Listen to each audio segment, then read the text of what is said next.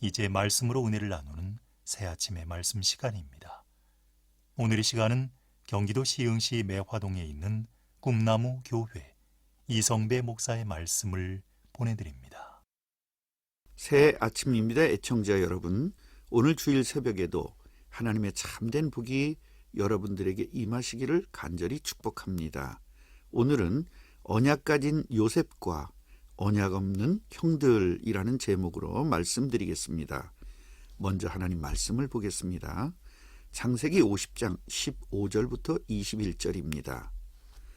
요셉의 형제들이 그들의 아버지가 죽었음을 보고 말하되 요셉이 혹시 우리를 미워하여 우리가 그에게 행한 모든 악을 다 갚지나 아니할까 하고 요셉에게 말을 전하여 이르되 당신의 아버지가 돌아가시기 전에 명령하여 이르기를 너희는 이같이 요셉에게 이르라. 네 형들이 네게 악을 행하였을지라도 이제 바라건대 그들의 허물과 죄를 용서하라 하셨나니 당신 아버지의 하나님의 종들인 우리 죄를 이제 용서하소서 하매 요셉이 그들에게 그에게 하는 말을 들을 때에 울었더라. 그의 형들이 또 친히 와서 요셉의 앞에 엎드려 이르되 우리는 당신의 종들이니이다. 요셉이 그들에게 이르되 두려워하지 마소서. 내가 하나님을 대신하리이까.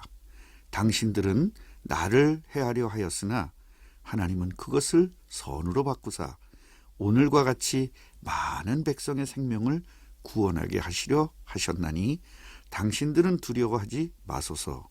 내가 당신들과 당신들의 자녀를 기르리이다 하고 그들을 간곡한 말로 위로하였더라. 이스라엘이 죽고 나서 형들의 고민은 너무나 컸습니다. 15절을 보십시다. 요셉의 형제들이 그들의 아버지가 죽었음을 보고 말하되 요셉이 혹시 우리를 미워하여 우리가 그에게 행한 모든 악을 다 갚지나 아니할까 하고 언약을 설명하는 요셉과 언약에는 관심이 없는 형들 사이에 너무나 많은 괴리가 있었습니다. 요셉의 형들은 하나님의 능력과 하나님의 인도를 믿는 믿음이 없으니 인본주의가 발동하기 시작한 것입니다. 그러나 요셉은 형들이 가지고 있는 고민과는 아무 상관이 없이 형제들을 후대합니다. 복음을 아는 사람과 복음을 모르는 사람의 생각의 차이는 엄청납니다. 오죽하면 예수님께서도 한 가족 중에도 복음을 깨달은 사람과 복음을 깨닫지 못한 사람이 서로 싸우게 됨을 말씀하셨겠습니까? 예수님께서는 분명히 이 세상에 화평을 주시러 오셨습니다. 그러나 마태복음 10장 34절을 보면 내가 세상에 화평을 주러 온 줄로 생각하지 말라. 화평이 아니요 검을 주러 왔노라 하셨습니다. 언약의 사람과 언약 밖의 사람들과의 관계를 말한 것입니다. 가인과 아벨도 한 가족 중에서 일어난 사건입니다. 예수님과 예수님의 동생들과도 많은 오해들이 있었습니다.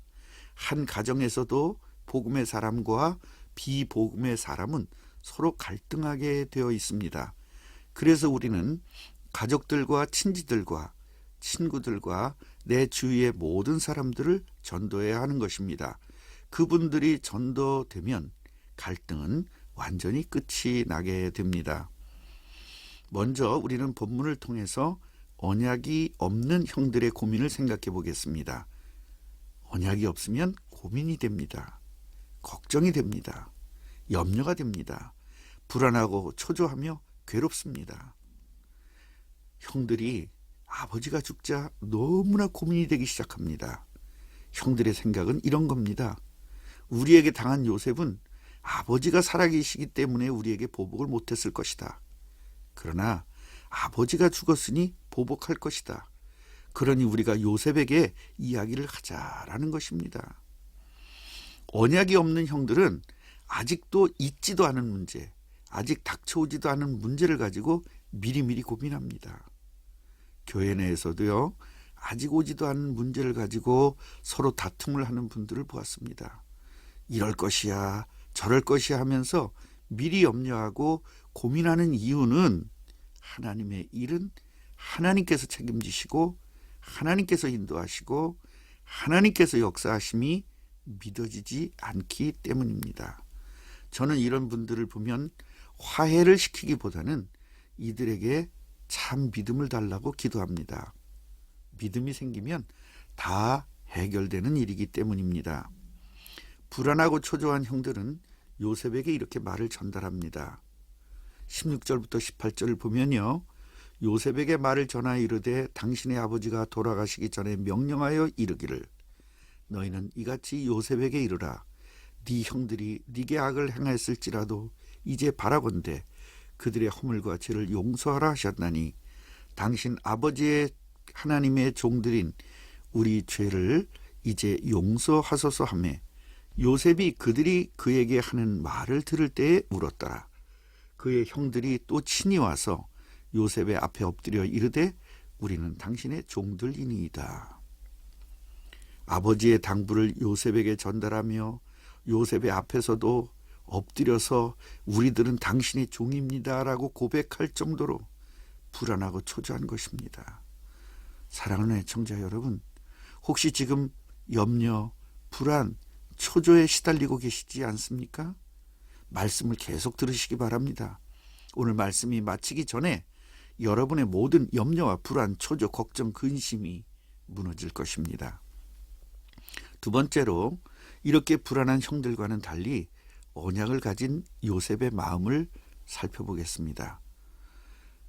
이렇게 불안하여 요셉에게 우리들은 당신의 종입니다. 우리들을 용서해 주세요 라고 조아리는 형들을 보면서 요셉은 엉엉 웁니다. 왜 울었을까요? 19절을 보십시다. 요셉이 그들에게 이르되 두려워하지 마소서 내가 하나님을 대신하리이까? 요셉은요 하나님의 주권을 완전히 믿은 것입니다. 생사화복이 여호와 하나님께 있음을 절대적으로 깨닫고 믿은 것입니다. 이것을 절대적 믿음이라고 합니다. 그러므로 형들의 잘못도 내가 판단할 수 있는 영역이 아니다. 오직 그 영역은 하나님에게만 있음을 고백한 것입니다. 그러나 형들은 이 사실을 모르는 것이고 언약이 확실치 않은 형들을 보면서 안타까운 마음에 눈물을 흘린 것입니다. 요셉의 그 다음의 말을 들어보십시오. 20절과 21절입니다. 당신들은 나를 해하려 하였으나 하나님은 그것을 선으로 바꾸셔서 오늘과 같이 많은 백성의 생명을 구원하게 하시려 하셨나니 당신들은 두려워하지 마세요. 내가 당신들과 당신들의 자녀를 기르겠습니다. 라고 그들을 간곡한 말로 위로하였습니다. 이것이 임마누엘의 사람의 모습입니다. 인간의 능력으로 이것이 가능할까요? 절대 불가능합니다. 상대에게 받은 만치만이 아닌 받은 것보다 몇 배로 갚고 싶은 것이 인간의 마음입니다. 그러나 요셉은 달랐습니다. 하나님이 함께 하시고 그 하나님의 마음을 가졌기 때문입니다. 마음에다가 주인으로 모셨기 때문에 가능한 것입니다. 사도행전에도 보면 스데반이 죽으면서 이렇게 기도합니다. 주 예수여 내 영혼을 받으시고 이 죄를 그들에게 돌리지 마옵소서. 예수님이 주인이 되면 가능합니다. 그래서 예수님을 주인으로 모시는 영접을 정확하게 해야 되는 것입니다. 마지막으로요. 요셉이 승리한 비결입니다. 요셉은 자신이 깨달은 그리스도가 오실 언약을 절대적으로 잊지 않았습니다. 그리고 나와 함께 하시는 임마누엘을 누린 것입니다. 임마누엘이신 하나님의 인도와 역사를 누리고 살았습니다. 아는 것이 아니라 누린 것입니다. 이것이 승리한 비결입니다. 이 사실을 보디발이 보았고 바로왕이 본 것입니다. 이것이 참된 전도입니다. 이제는 요셉의 복인 임마누엘의 복을 누리림의 복을 여러분들도 누리면서 참된 전도자가 되시기를 간절히 축복합니다. 결론을 말씀드리겠습니다. 요셉이 가진 언약의 실제인 예수님을 그리스도로 믿고 마음의 주인으로 영접하면 하나님 자녀가 되고 성령으로 함께 하십니다. 영접한 하나님의 자녀는 내 마음과 내 능력과 내 힘으로 사는 인생이 아니라 하나님의 마음과 하나님의 능력으로 사는 것입니다. 이것을 깨닫는 즉시 걱정, 근심, 염려가 무너지는 것입니다.